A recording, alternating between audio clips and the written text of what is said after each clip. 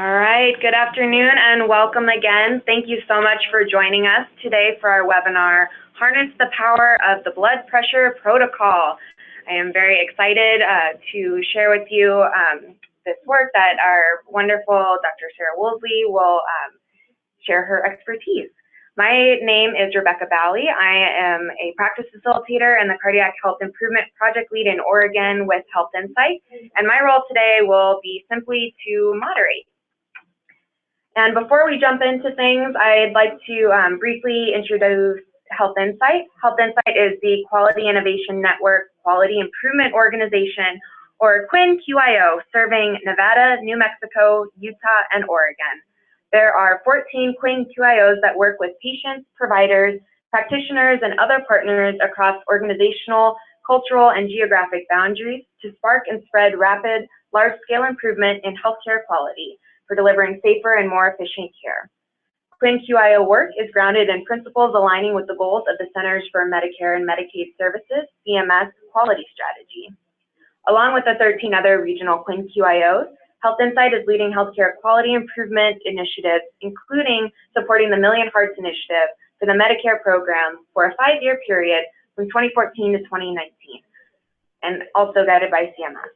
This webinar is part of the Learning and Action Network LAN efforts under that same CMS project focused on improving cardiac health and reducing health disparities. We have some new technology that we'll be using today, and so I just want to make sure everyone is on the same page. Throughout the presentation, we'll be checking in with you, so please, here's the technology rundown. To reduce feedback noise, everyone is and will remain on a global mute throughout the presentation. However, we please ask that you interact with us by sending us your comments and feedback through the chat box, which looks like a little chat bubble that you can find on your screen. Click on that bubble and type in your comments, your feedback, your questions, and we'll make sure to address them as we go along. We do have time set aside to address your questions, and we try to respond to the questions you submitted during registration, so please do continue to submit more. One question we always get is whether the slides will be available, and yes, the recording and slides will be made available on our website following this webinar in probably about a week or so. We also have 2 polls, so be on the lookout for that. Again, we're looking for your feedback and answers to make this interactive. At the end, I'll include a link to the post-webinar survey and ask you to please spend 2 minutes to help us on our improvement journey so we can make these valuable for you. All right, so now that we've gotten through all the housekeeping items, I am so thrilled today to introduce to you our expert presenter, Dr. Sarah Woolsey. Sarah Woolsey, MD, is board certified in family medicine and a current medical director with HealthInsight Utah. She is passionate about population health management, especially in underserved practice settings. She has worked in primary care for 17 years with FQHC populations in Salt Lake City as a full-spectrum family doctor.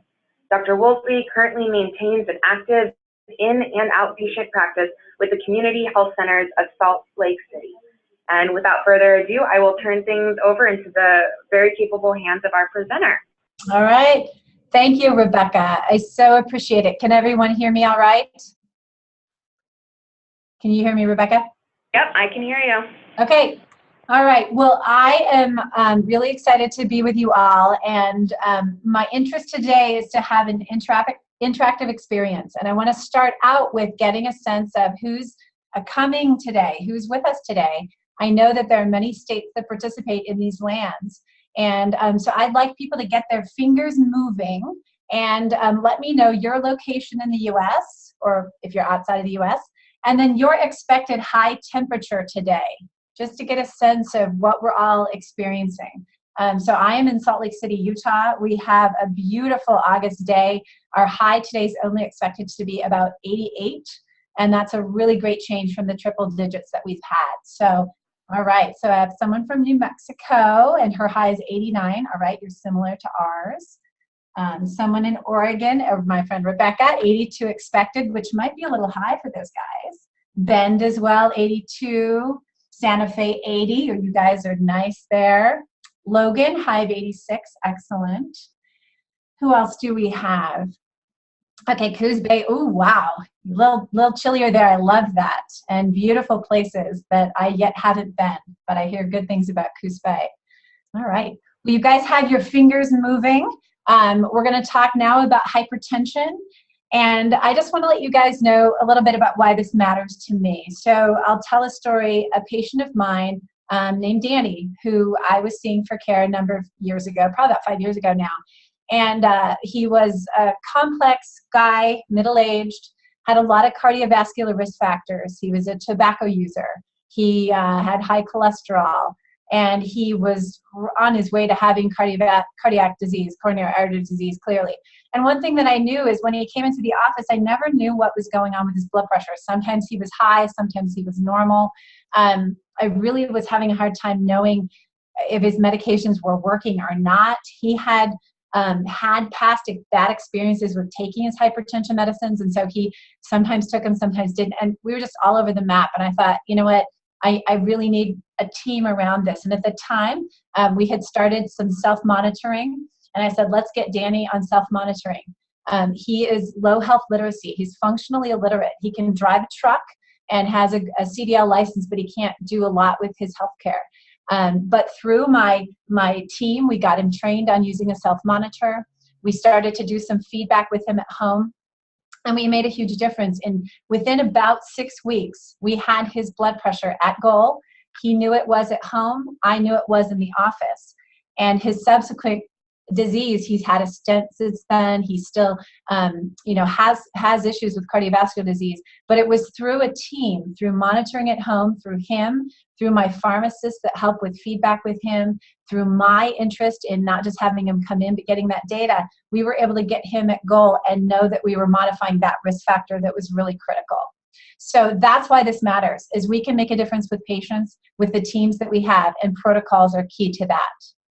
You'll see our learning objectives. So we're going to do understanding the key components of a blood pressure protocol, talk about assessing your care, and we have a couple of tools for that, and then applying strategies to implement pressure protocols, including patient engagement. So again, why does this matter? There's probably no accident that you're in this, you're at this talk and you're interested in systems and things, because we want to have efficient care for common problems. Hypertension is common. 1/3 of our adult patients are going to have it, up to 40% of us by 2030. If we take care of Black patients, 41% of our population already has that diagnosis. If we take care of older patients, you can see that prevalence go up and up. Okay, so we want systems in place to do a great job with our most common conditions, because number one, we have a bigger impact on our patients, and number two, we're more efficient and quicker with something that we see every day, all the time. Why do we talk about systems? So we've done a really good job with improving care for hypertension. You guys can see here, NHANES data from 1980 to 2015. Lots more people are aware that they have high blood pressure. Great. Lots more people are treated. Great. But there's a gap between those that are controlled and those that are aware and treated. And that's the place we want to intervene. We have this unfortunate case where 3/4 of people with uncontrolled blood pressure, they've come to see us. There's something missing in our systems, that they're getting into our offices and getting their blood pressures recorded, but the follow-ups and the things that need to happen to have them at goal are not there. We also know that blood pressure control is important because it's related to morbidity and mortality, heart attacks and strokes, okay?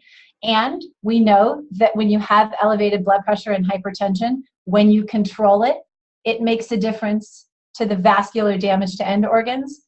And we know from large trials from the VA that when we treat hypertension, it actually impacts those outcomes we care about. So we have a common condition. We have conditions we want to prevent. We have a way to control it. We want to have systems in place. So again, I'm preaching to the choir. You guys know that systems of care matter, okay? And we know that protocols of any kind reduce clinical variability. That applies to hypertension care.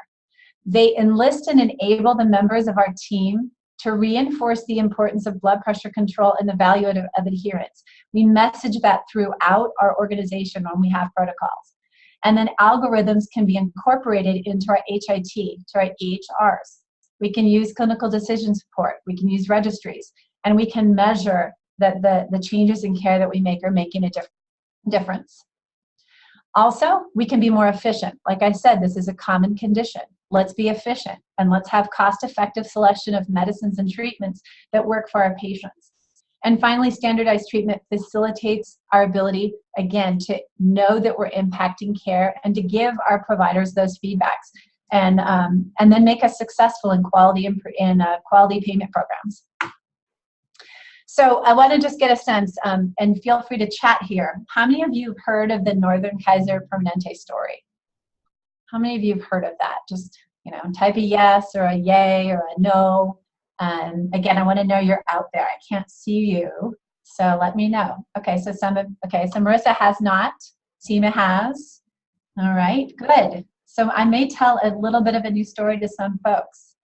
Excellent. All right, yay, Kaiser Permanente. All right.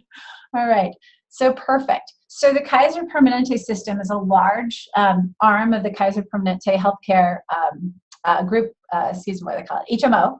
And in Northern California, they have tens of thousands of patients. So we're talking about the impact of a population of up to 60,000 patients.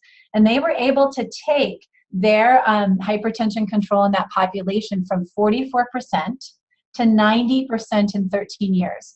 And even in the subsequent 4 years, they have maintained that success. So they're a story that we like to tell. There have been lots of papers written about their work. And you can see here, they have systems of care, right? How are you going to take care of tens of thousands of people without a system? So they used registries. They used feedback performance to their providers. They used a treatment algorithm. They used MA walk-in visits for blood pressure measurement. And they used a single pill therapy. Okay, so lots of systems reflected there. And this is from just last year. They've been highlighted by the World Hypertension League. And I love this quote on the bottom of this article. Most of the tactics and strategies are directly applicable to many clinical practices. Okay, so Kaiser did this really great thing. They're a big system. They impacted lots of patients. But the systems and protocols they put in place, they're adaptable to what we do. And we're going to talk about that today. What did they do? They had a registry. They captured all their members into a registry that they could monitor. They standardized blood pressure measurement, and I'll talk about that today. They used medical assistant measurement and walk-in visits for free. They used an internal treatment algorithm that they make available to all of us that was evidence-based and advocated for combination therapy. They used an ACE hydrochlorothiazide tablet. And then, really probably important to us as well, is they used a team. They used medical assistants, nurses, and pharmacists as key stakeholders. So they really harnessed outside of just the doctor role to take care of hypertension. This is some data from their paper they published in, I think, JAMA in 2013. This shows a process measure. This shows from the beginning to when they were collecting data, the use of their single combination tablets. So they put into place a medication protocol, and they tracked how many prescriptions were given on that protocol. And you can see the significant increase over the time of the implementation. Now, every patient's not going to be appropriate for that pill, right? But they showed that they were able to get the word out and get people using this for the right portion of their patients. And then you can see their control rates. You can see here they're the black dot box, and you can see they're significantly higher than California and national HEDIS rates for control. So this was a big change for them, and their results are shown. So now Rebecca's going to help me launch a poll. We want to talk about team-based care. Protocols really don't work with one person or two people. And so I want to find out just right now in the places that you work, what clinical staff roles are involved in hypertension care. So go ahead and do the poll.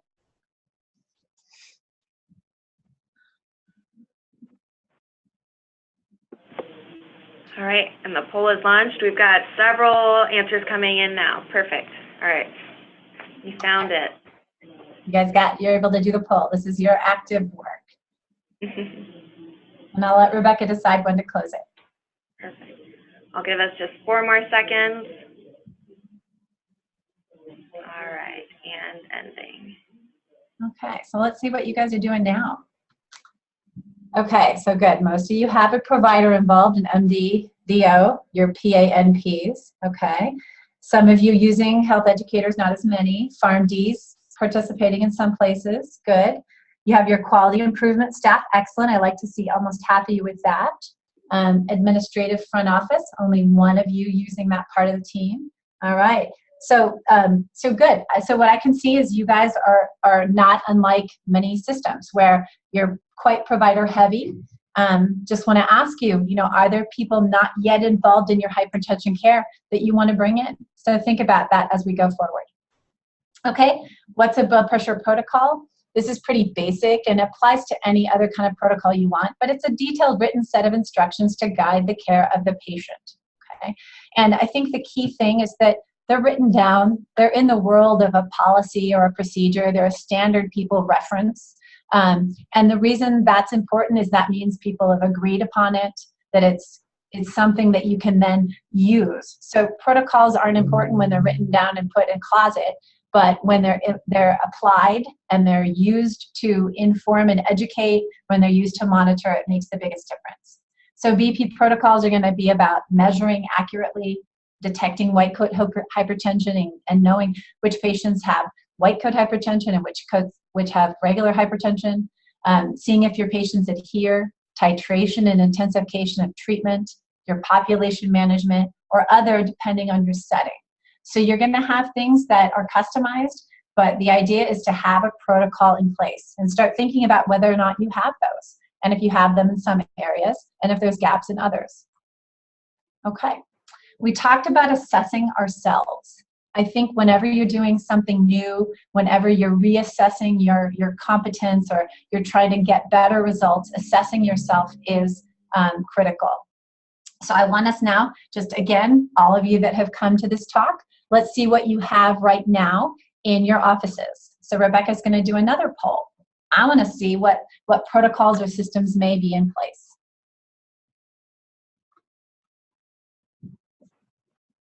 And if you pick an other, chat with us about what your other is in terms of a protocol, a written guidance for patient care and hypertension.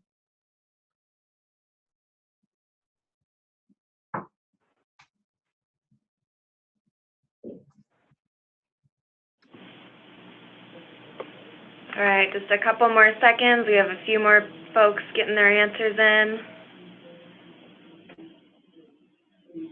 All right, I'm going to share.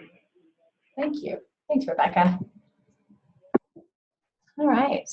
Okay, so 50% of you have a registry. Great. That's a lot like Utah. We did a survey of our state primary care providers, and about 50% were able to do registries. Just a few of you have a walk-in blood pressure protocol.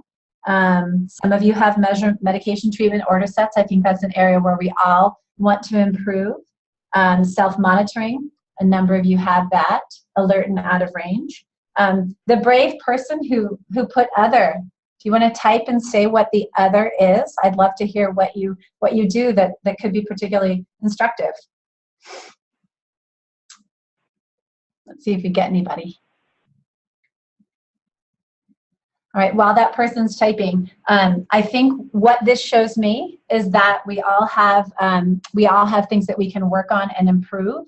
And I think this next set, my goal for you is to start thinking about an area that you want to consider working on in your blood pressure care. So we heard the Kaiser story. We just had this list. These are some common things that we know make a difference. Just let's speculate. What's something you want to consider working on in your blood pressure care in your setting? And let's see what you guys have to say.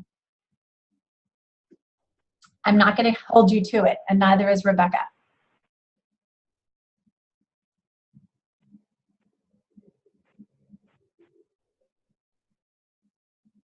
People must be thinking. Okay, so Maria is looking at a self-monitoring program, registry and protocol for treatment. Good registry, excellent. I like this registry walk-in clinics, so we're going to talk about how to do that. Health coaching for follow-up, excellent. Good. Protocols in general. All right. Provider awareness. So Paula's at a beginning stage. That's great. Okay. So excellent. I want you guys to sort of be getting your brains moving forward and listen carefully as we go through the next set. For somebody like, let's see, Jeanette or Paula, who are at a fairly generic place in wanting to improve hypertension, and for everybody who has done some things and wants to see where they fall, here's 2 tools. So assessing your comprehensive care is an opportunity to see what you're doing and then say, hey, I want to make improvements in this area. And it can kind of focus your team efforts. Million Hearts has developed a very comprehensive team-based process for developing a hypertension program. I think it's excellent. And you'll see, if you'll get these slides and you can click, they actually have you assess teams and communications and systems and registries and databases, and then have a comprehensive set of tools to apply to any area that you want to. So definitely check out the Million Hearts tools as you're thinking about what you want to improve. In Utah, we have a really amazing Million Hearts collaborative that is a multi-stakeholder group. And over time, we have developed a HealthInsight self-assessment. We call it HealthInsight self-assessment, but it's a blood pressure care assessment tool for teams. And if you click that link, again, when you get the stuff, it's something you could do as a team. You can download a paper version. You can do an online version. And it goes through the common areas of care for hypertension. And it has you look at what you're doing and not doing. And then where you see gaps, you can improve.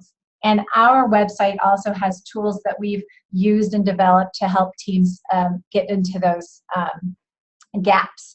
So I highly recommend that anybody who's working on this consider taking the Million Hearts tools or the HealthInsight self-assessment, consider taking it to a meeting and doing a self-assessment and going through that process and then picking an area to improve using the education we're talking about today. I know we did this in my clinic system. I work for an FQHC. We did this, it's probably now 3 to 4 years ago. And we picked self-management program, and we picked measurement standardization. And I'll share a couple of things as I go through today about what we developed and are now measuring because of the assessment we did back in the day with HealthInsight. All right. Oh, yep. And Rebecca, thank you for putting up the link. So now we're going to talk about harnessing the power of the protocol. Hopefully I've convinced you guys it's a good idea. It's not easy, but anybody can do it, and you got to start somewhere. Knowing our population. So I saw a couple of people say registries are important to them, okay? They're critical to assess your improvement. So again, no question why you're here. They can be also used to communicate excellence in care with payers. So if you have a way to demonstrate that you have a high percentage of your patients, if you have 1,000 patients and you have 70 to 75% blood pressure control, that's really going to communicate to a payer, this is a clinic I want to work with because they're doing something right, because they've got a lot of folks with a common condition that they're doing a good job managing. So that also is with our QPP, right? If you're entering your data in a way that's communicating perfectly with the Medicare payment program, you're going to get credit for the great care that you do. So registries and population management can be good for your bottom line. You use registries for recall and reminder. The Kaiser system did a lot of reminding. When they had patients that were out of range, they got them back in and they found out what was going on with them. And if you have patients that are at goal, you want to keep them at goal. You don't want them walking in out of medications or out of the system. So get people in for regular visits. And then finally, it really helps reinforce to your team if your interventions are working or if they're not working. So registries can be very powerful. So what are elements? You're going to have to think about what data do you pull and put into a registry. Do you use codes? Do you pick process measures? Do you do a patient name registry list? Do you give providers lists of their patients with hypertension and have them work on improving their care? So different things will come into a registry. And again, I'll give you guys some tools to look at and as we go through the slides. You have to think about how often you pull data in your registry, how often you work the data in your registry. You have to think about what's the audience for your registry. Maybe it's your RN case manager. Maybe it's a pharmacist. Maybe it's just recalling appointments and your front desk person can help you do that. You have to think about what's the intended impact. So is it to get people in? Is it to make sure they've had refills on their meds? Think about who uses it, who updates it. Key resources for registries can be EHR vendors, your QI data assistants, your meaningful use reports, HEDIS reports. I know some of our practices really rely on a payer report for particular conditions to say, here's the members of our insurance that have this condition, and then the teams can go through and make sure that they're up to date on their standards of care. So there are various ways you can use a registry, and I invite you to look at your own system and figure out the best way to know who your patients are, what improvements you want to make in their care, and then regularly work to get them in and do that care. All right. So walk-in blood pressures. Let's move to that. Walk-in blood pressures, a key best practice in the Kaiser system. It allows patient an excellent measurement of blood pressure. Regardless of what the patient's situation is, they can come into your office and have your staff do a really good blood pressure to know where their numbers are. If you have good blood pressure readings, your providers trust the right reading, and that reduces therapeutic inertia. As a physician, if you look at a reading, you say, oh, you know, they rushed in here, I don't know if that blood pressure reading's good, or oh, the patient, maybe they didn't take their meds, or whatever. We avoid increasing their treatment or talking to them about their lack of control of their blood pressures, and we just blow it off to the next appointment. If you know you have good measurement as a provider, you actually really look at that number and take it seriously, and it decreases your kind of blowing off of your patient's control. If you have walk-in blood pressure measurement protocols, it can help save time for your clinicians. When you have protocols in place that allow for prompt reaction to results and next steps with staff or with providers, you can actually get a patient potentially at goal for blood pressure in as little as 2 weeks. If they're committed, if you're committed, and everything is, it goes well for the patient. So again, walking in is a great model to use. Our clinic, we took the advice from the Kaiser system and said, how do we do this? And we said, we're going to make sure our patients have access to an excellent blood pressure measurement whenever our clinic is open. And we wrote down this process. We use eClinicalWorks. So we actually went as far as how do you order this so that the team knows, hey, the provider ordered this blood pressure walk-in. There's a process for the MA or the greeter when the patient comes in. We wanted to make sure that the blood pressures that we take are captured in our electronic record so they get to our registry, and so they actually get to the, give us points for improving care. So like if somebody's blood pressure is high in the office and they come back in and they're really not hypertensive and their numbers are good when they do their 5 walk-in visits with me, that data is captured in my EMR, and that patient's not tracked as a high blood pressure patient, for example. Okay, so this is what we've done in our system. We developed this process. We actually have a little quiz to make sure people understand it. We train staff on the process when they hire with us, and we actually train the whole system each year. Sometimes we make little tweaks to it and we update people, but this is an example of a walk-in protocol that we've used that we are seeing results. In my system, we actually also can pull the order, right there you see the feature lab order called blood pressure monitoring walk-in. We can actually track that, and I have data by clinic of who's actually ordering that, so we know, hey, we did an educational session at this clinic and we're seeing more providers order the walk-in order. We know that our improvement process made a difference, okay? And yes, Maria's asking, when you say walk-in, I mean no appointment versus having a visit scheduled. Yep. So this is a walk-in. This is a free visit, and we have it, just available to patients as long as they come within office hours. Yep. So free walk-in visit, no appointment. Oh, and the other thing I want to mention is at the bottom there, if the blood pressure is high or low, we have our providers agreeing to consult with the staff that takes the blood pressure. So we don't leave a patient or a staff hanging with a number that's concerning. So our providers agree, hey, when those patients come in, they're out of range. We're going to either work them right into the schedule or go attend that patient immediately. So that gives us protection from patients with high or low blood pressures. Okay. Toolkit for walk-in protocol. So the Kaiser system has generously shared one of their protocols with is the Measure Up, Pressure Down system. And so I put a link in here, and they have their policy. They have, I think, an editable document that you can use. So this is a good model if you'd like to start doing walk-in blood pressures.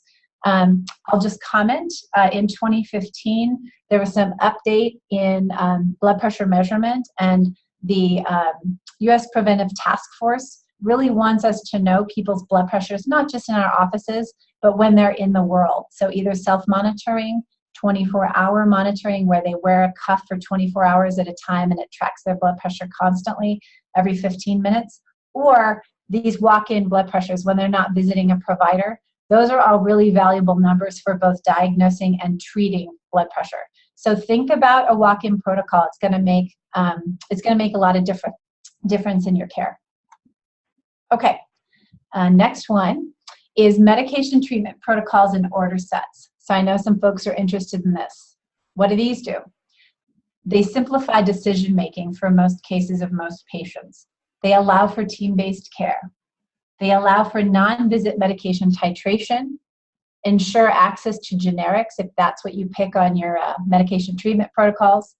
If you have a standardized way that you put your orders into your system or the list that you use, you can update those protocols easily when evidence changes. And then again, you can allow for measurement, improvement, and identification of gaps. So what we're talking about is you get your providers together to decide on the common algorithm they're going to use for treating patients. Let's say you start a patient on a medication, and then you have them either self-monitor at home or follow up for this walk-in blood pressures. If the patient's blood pressures are not yet controlled, there's a protocol to, let's say, double the medication or add a new medication, and those are done in a standard way. So my patient Danny, he could start on one pill, and after getting 2 weeks of monitoring at home, we saw, you know what, he's not yet at goal. I could instruct my pharmacist to just instruct him to double his medications. She can do that independently. He doubles his medications. He then monitors for another couple of weeks. We see if he's at goal. If he's not, then we add the next treatment on the protocol and such and such. So the idea is that you're giving everybody the same treatment protocol, again, based on the patient's needs, and that your staff could help inform the patient titration. So this has been done in many, many systems, commonly done with RNs, with pharmacists. In Scotland, they did a study where patients actually self-increased their medication based on their readings, like we might do with insulin, and it can really streamline the process to have patients at goal. The Million Heart System, another brilliant tool. They have a template, and you can see the reset form at the top of the sheet. They actually have a protocol for controlling hypertension in adults.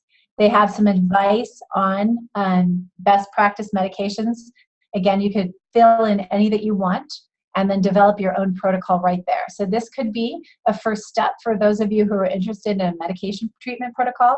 Go to the Million Hearts website, look at this, see if you can get agreement on the treatment, and you can print out your own model protocol. Again, I advise that it's then plugged into EMRs or plugged into standardized treatment algorithms if you can. But if not, everybody can have one of these posted on their bulletin board and use it as they're treating patients. So don't hesitate to take a look at this tool. Another cool tool that I found in the Million Hearts that I didn't know about until I got to this talk is there's actually an interactive protocol for controlling hypertension.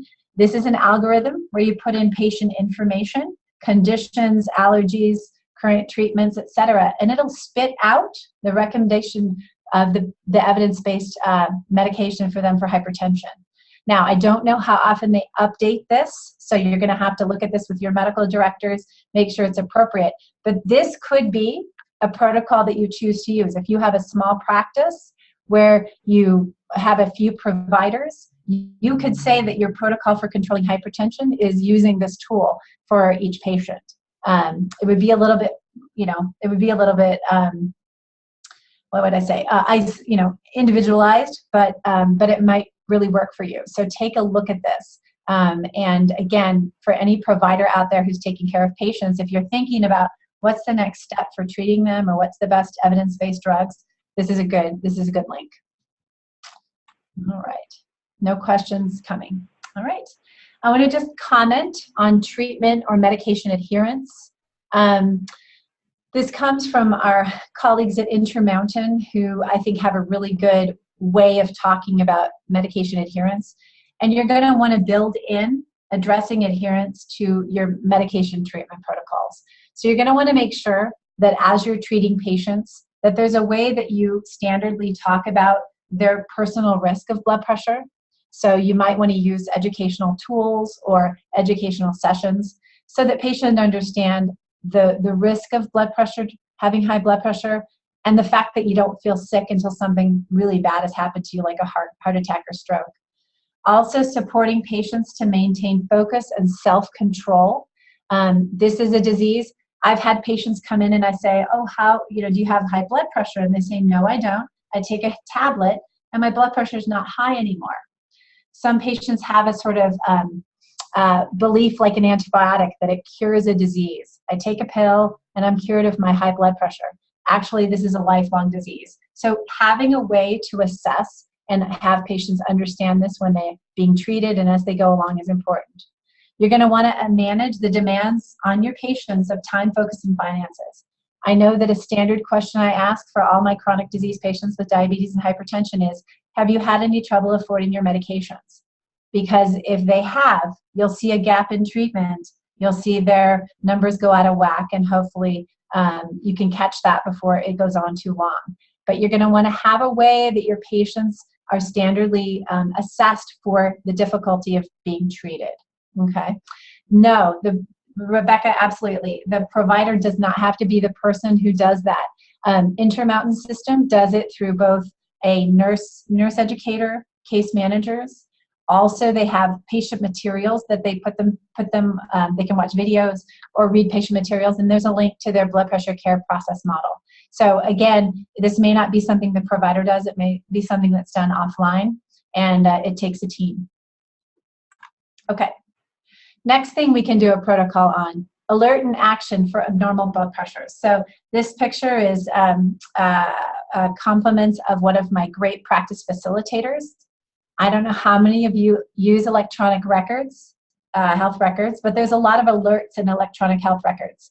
And sometimes, this probably never happens to you, but it happens to us. Providers get fatigued from alerts. They get sick of those things popping up and they start to ignore them.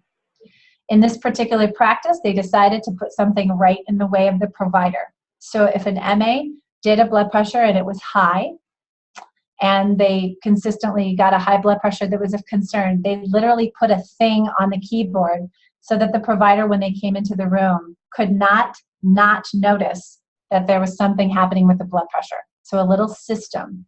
So alert and action for abnormal blood pressures is a way to put a protocol in place that can really make a difference. So those patients don't come into your office, get seen, and walk out having not had their elevated reading addressed. So remember that first slide where it said, 3/4 of patients that have high blood pressure, uncontrolled, have seen a doctor in the last twice in the last year.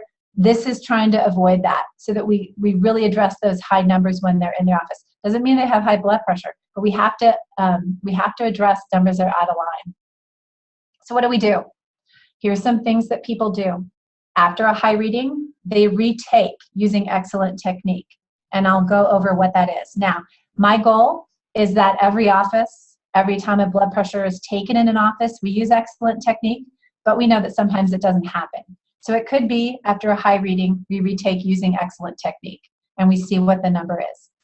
The other thing you can do is take 2 or more measurements following in the same arm at intervals of 30 to 60 seconds, and you average them. So you're going to take one blood pressure, it's high. You then use excellent technique and take 2 more in the same arm at intervals of 30 seconds to 60 seconds and average those numbers and see what they are and let your provider know. The other thing you can do, and we're moving to quite a bit in Utah, is developing a serial automated outpatient blood pressure process. And I'll go over that. So excellent technique, okay? This is another opportunity for protocol or practice, is to train your staff and your providers in excellent technique and make sure they do it every time. This is a big focus in our practice. We have training for every medical assistant and nurse that's hired, every physician that's hired, and in Heart Month, we have yearly retraining on technique and blood pressure because it's so important and because it's something that we can get lax on. We do it every year. So what's excellent technique? When you measure a patient for high blood pressure, you want to use an automated calibrated device. And I really encourage that people invest in a good FDA an FDA approved calibrated device that you check every year. And there's tools in our toolkit that talk about that. You want to make sure you use the correct cuff size and use a large. If it's a large patient, use the right size every time. Ensure your patients are positioned correctly. This can be a big deal. We've actually had offices have to move tables around and chairs and things because they don't have a place to support a bare arm. I had an MA ask me, what do we do with those short patients who can't put their feet on the floor and sit in a chair? So we have a stool that we run out occasionally that we put under feet. And then we want our patients to rest quietly for 5 minutes before we take the blood pressure. We also don't want to gab during the machine going off because that can elevate blood pressure. So if you have a high blood pressure, follow excellent technique. Also consider bladder and tobacco and caffeine intake. This is a training video that our Million Hearts group in Utah has developed. Again, a potential tool that you can put into your training kit. We use the measure up, pressure down video, modified it to our state standard protocol that we'd like to teach. And when we surveyed our offices about how they like to train, they said we like videos. And so we said, okay, let's do a video. So this can be embedded in a presentation. This can be shown. This is the one we use every year with our staff, and everybody goes over it, and it reminds them of that excellent technique. So a potential thing you could put into a training protocol for your clinic. I want to mention serial isolated automated blood pressures. Okay, this is for offices that recognize they want good measurement for the patients that are high. Okay, you need to get a machine that does this type of reading, which is an isolated blood pressure. The machine gets put on the patient, and it does 3 to 6 readings 1 minute apart. So again, there's particular monitors that allow this. But what it does is really reduce white coat effect, gives you a really good reading, so you know that the patient has high blood pressure or doesn't. Okay, so consider looking into serial isolated automated outpatient blood pressure if you want to get excellence in your measurement. And there's a training video here our university has recently put together that teaches you how to do it. Again, a potential place to really ensure excellence in your measurement. All right. Patient self-monitoring, another opportunity for protocol. This is an opportunity to engage your patient, adds information to your diagnosis and treatment of hypertension, allows for that non-visit titration of therapy, minimizes unneeded visits, and then again, protocols and standard training can improve the quality of data and patient confidence in knowing about their disease. I'm a big advocate of patient self-monitoring. Rebecca Durham or anybody who's heard me talk, providers, we would not send a patient out of our office on insulin without a glucometer, which they use to monitor their own blood pressure as they live their own glucose as they live their life, right? We send patients out on hypertension medicines without access to a monitor and an accurate way of checking their own pressure, so they know what's going on with themselves. So I just want to encourage folks to think about self-monitoring as a way to get patients really engaged, to have them understand themselves, to give you good information back about how they're doing, and to really encourage adherence. I'll tell a little bit more about my Danny story in a second, but I want to, I'll do the question later, Rebecca, the automatic BP machine. We'll go back. My patient Danny, so I want to tell you guys, so when we got him his self-monitor, again, like I told you, he had very low health literacy and was not real confident at first, but with the gentle staff that I had, we got him trained on using his monitor. He took it home. We had a simple recording sheet that I'll show you. And what I found is he got pretty interested in his blood pressure, and he realized, oh, smoking makes my blood pressure go up. And if I take my tablet at this time, I get better control than if I take my tablet at that time. So he actually automatically split out his 2 blood pressure tablets. He'd take one in the morning and one in the afternoon because he noticed that that was better for his control when he started monitoring. He also noticed, like, if he took it right after he walked to the mailbox and back, that it would be a little higher. So he just started to learn a little bit more about himself and his own hypertension at home through having his monitor. And this is just the recording sheet. At that time, we had this sort of checkbox system, and he would mark down his X's and write down some numbers, and he'd bring those sheets into me on a regular basis. He would also talk with our pharmacist at times. She'd call him and check in, and it gave us a sense, and if you guys look at this guy's blood pressure was often all over the map, and it took us time to get him to goal, but we did it. And he would take these to his cardiologist too, and his cardiologist was pretty impressed that he would do this at home. So he's sort of my my poster child for getting engaged. Someone who I would not have predicted would do well with this, he actually did. There's a question about how to afford self-monitoring machines.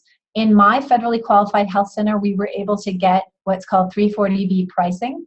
So we have a discounted pharmacy system. So if you're in an FQHC, that's an option for you. Most recently, we've actually stopped using that because the Kroger system has come out with, again, an FDA approved, I would say FDA approved, but an approved cuff for home monitoring. And it's actually only $20.99. So we've actually gone to teaching patients to go ahead and purchase the generic Kroger, and our pharmacist has those stocked for us. So I'm going to ask folks in their systems to investigate with their pharmacists or their durable medical equipment folks, where can they get a standard monitor? Maybe if you buy in bulk, you get a discount, and then you can have patients purchase those inexpensively. Many insurances will cover them. In our setting, in our state, Medicaid will cover a cuff, I believe, a year, a monitor and cuff for a year. Again, some Medicare Advantage plans will cover them. And then people who, again, qualify for a sliding scale and an FQHC can get discount cuffs. So think about being creative if you want to do that. Our university practice has checkout monitors. So they've actually purchased monitors and they let the patients check those out. And I think they have an agreement if the patient doesn't bring it back, they charge on their credit card or something. But they've had pretty good responses to patients checking them out, so that's another option. Good question. Okay, developing self-management protocols. Okay, a link to our resource here. This is a way that patients call in with their numbers and have the staff help coach them around that. So this is not just teaching the patient how to do the monitoring, but how to call in and how to then communicate that data. So there's lots of ways that you could use this to be effective. And again, if your patient has the choice to come into your office and get checked and pay a copay, or come in your office and get a walk-in blood pressure, or do the care at home and communicate with you on a portal or by phone, what do you think they're going to pick? It's a really great opportunity to get them engaged with their own care. And for you, it doesn't take a lot of time when you have systems in place to take care of them. Right. Okay, we're at the summary slide. I think I'm doing really well on time. We'll have lots of time for questions. So, hypertension protocols reduce clinical variability. Adopting a standard approach sends a signal to your staff that this is a priority. Diagnosis, treatment, and self-management are areas you're going to want to target. And then data tracking as you improve guides your team-based care. So, now we're gonna, I'm gonna get back to one question I didn't answer, but for everybody who's still with us, and I don't know how many of you still are, based on what you've heard today, what's an area you're gonna take on in your blood pressure care? So it could have changed from the beginning, but what's an area in that laundry list that I shared that you might take on?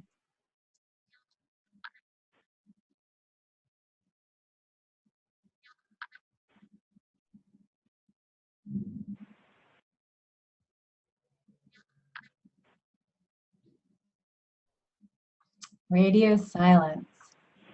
We know you know how to get to the chat.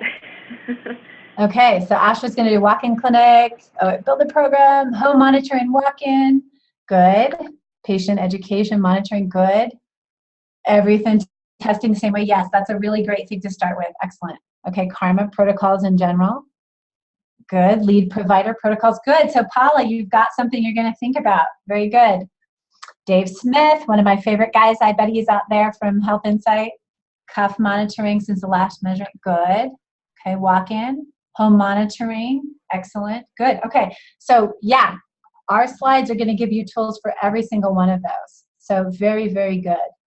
Okay, now, for those of you that are thinking about this, okay, we all know that confidence is important. So think about how confident are you that you're going to accomplish this change?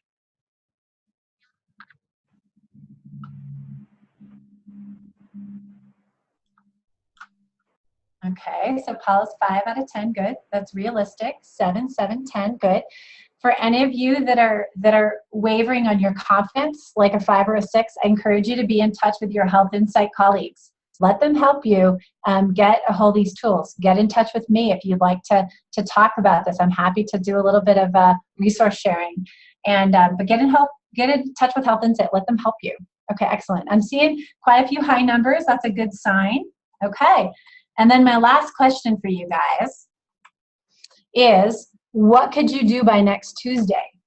Okay, so I want you to actually think about this and chat it or think it, but what could you do by next Tuesday that's going to take you into action on this? And I know for a fact that Rebecca's going to keep this chat, and so if she knows any of you, she's going to find you and support you. And Dave Smith and Rebecca Durham as well. They're all work with HealthInsight practices. So, oh, nothing with the eclipse coming up. Okay, good. All right. So Renee is going to research protocols. Okay, good. Jeannie's going to talk to her CMO. They're going to look at Million Hearts. Good. Yeah, so get more data on this. I've thrown out a lot of potentials, and so reviewing that is great. And then Rebecca is going to share these slides, and I'm going to actually ask Rebecca if this is a possibility. She can go ahead and send out my slides to the group that's here right now, and then make the video available later, because I think these guys want to be in action. So I'm going to see if Rebecca can honor that request. Can you do that, Rebecca? Yes, I'm happy to do that. Yeah, so anybody who registered, we're going to get you these slides so you can click those URLs and look at our tools. Okay, and then we'll also post this. So if you have a teammate you want to share this with, we will. Okay, so now let's just do questions. I looked at the time. We don't have as much time as I thought. I want to go back. Someone talked about an automated machine in the waiting room and or in a pharmacy. So a couple points is, depending on the size of your clinic, the waiting room may be the perfect place to put your screening cuff. So your really good calibrated automated measuring machine that you're going to do for all the patients as they come through. If you have a really good setup, you'll get that really good blood pressure as they come through. It can be less costly when you just buy one of those machines. In my system, we have a rolling machine that we use, one for every 3 rooms. So in our clinic, we have 15 rooms. We have 5 machines that roll around, and we use those machines efficiently. Some systems have enough money that they put one in every single room. So it depends. When we talk about the serial automated blood pressure, which is the special one, the patient has to be in a quiet room all by themselves with the monitor. So in that case, you're going to actually use an exam room probably. And in our setting, we have some clinics that are big, some that are small. And so we're looking at whether or not our serial automated machine, we're only getting one per clinic, whether it sits in a single room or whether it rolls around depending on where the patient is, but it has to go into a room. Okay, so hopefully that answers that question. Rebecca, are there other questions or questions I'm missing? We just had a couple of questions about some of these resources, but just to assure everyone, there are links on the slides to those resources. Yes. Yeah, I've really tried to make my presentation chock full of links that we actively use, that we've developed, and that I know are really good from Kaiser and from Million Hearts. Jeannie says, if anybody comes to Santa Fe, look up Jeannie at Southwest Care. Excellent. All right. Very good. Any other questions before we finish, or anything anybody wants to say about protocols and processes? Or Rebecca, anything we need to do? I don't think so. If there are no other questions, I think we addressed many of them. Thank you so much. This has been fantastic, and we've covered a lot of information, so I really appreciate you lending your expertise, Dr. Woolsey. You're welcome. I'm really passionate. I always pack it chock full. Thank you guys for listening, and take off a bite, do something by next Tuesday. Great. Okay, so we'll just do a couple more announcements then before we sign off really quickly. You included your contact information on the final slide, so thank you for doing that. If folks have other questions as they're going through and want to be able to ask them, if they think of something afterwards, they can contact you. So thank you for sharing that. We got some echo. And then on the next slide, we have the information for our next Learning in Action Network event. And we're actually going to use this time next month as a follow-up to this call. So that some of those commitments that you made, some of those goals that you set for yourself, will be meeting via call in the same manner, via the Zoom webinar. And we'll talk through any potential barriers that you had, the successes that you've had, and share that with other folks who are just starting. So you can see that it's September 20th, and then at the same time over the lunch hour. And then finally, I'm going to include our post-webinar survey. It's very short, just 5 questions. And please take a couple of minutes to tell us how we did and share with us some ideas for how we can continue improving these learning offerings so that they're most helpful for you. But other than that, I want to thank our presenter again. Thank you, Dr. Woolsey. And I want to thank every one of you for joining and signing on over the lunch hour. Thank you so much. Thank you, Rebecca. All right, and stay cool, everyone, in those high 80s and 90s weather. Right. All right. All right, take care. Bye. Bye-bye.